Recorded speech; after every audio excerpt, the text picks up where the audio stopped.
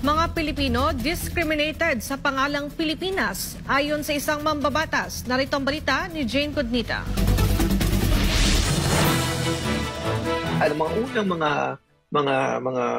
mga community noong panahon ng Kastila ay nahahati sa 4 na klase.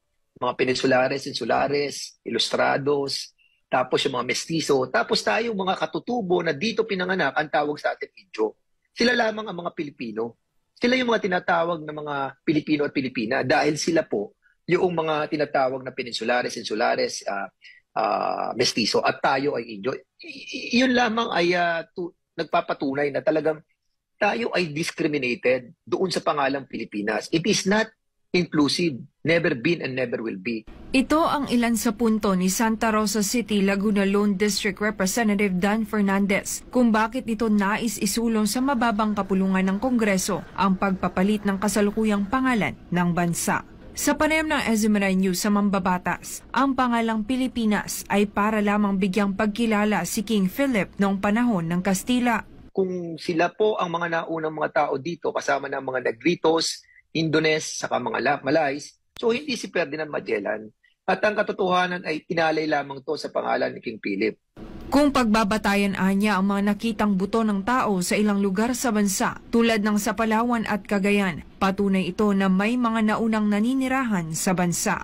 Kaugnay nito, nais naman ng mambabatas na maibalik sa orihinal na pangalan ng bansa na anyay natukoy sa Biblia. Ano sinasabi nila, ginawa nilang pangalan ng bansa natin, Pilipinas. Prior to 15th century, 14th century, 13th century, 12th century, 11th century, 10th century, 10, 9, 11, 12. Ano ang pangalan natin? Ano ang pangalan na pagkakakilanlan natin? Wala. Diba? Pero sinasabi ni Antonio Pigafetta doon sa kanyang chronicle, sinasabi niya doon na sa harap ng China, merong mga pulo-pulo ng isla. At ang tawag nila doon ay au pair. No, ngayon, simulan natin ang investigasyon doon. Alamin natin kung ang pangalan po natin ay talagang au pair. Dahil napaka-importante ng pangalang au pair. Bakit? Ito ay nakasulat sa Bible 13 times na binagget ang pangalang au pair. Pangalan siya ng tao.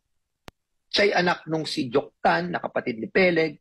Meron siyang tinatawag na genealogy. Na kung babasahin mo ang Biblia, makikita mo, eto pala yun. At ito yung magkapatid na nagkahiwalay. At dito napunta yung Joktan. At dito pinangalan yung au pair. Dahil dito, sinabi ni Fernandez na posibleng may lahi ang mga Pilipino na Hebrew. Yung au pair ay lahi ng mga Hebreo. So, kung au pair ang pangalan natin, may lahi pala tayo ng Hebreo? Hebrews pala tayo? At doon nga, nung sinaliksik ko na, nakita ko, bakit ang Mayon Volcano, Taal Volcano, Mount Banahaw, Mount Pinatubo, lahat ng mga salitang Sagada, Igorot, Ipugaw, Banahaw, lahat yun ay mga Hebrew words. Why? Doon nagsimula yung aking pagsasaliksik at inaalam ko ngayon kung bakit nga ba maraming Hebrew words dito sa Pilipinas at bakit ang ating original na lengguwahe ay yung baybayin ay katulad ng Hebrew language. Sa huli, sinabi ni Fernandez na hindi lamang siya ang nais palitan ang pangalan ng bansa na Pilipinas, kundi maging sina Pangulong Ferdinand Marcos Sr. at dating Pangulong Rodrigo Duterte. Para sa Diyos at sa Pilipinas kong mahal, Jane Codnita, SMNI News.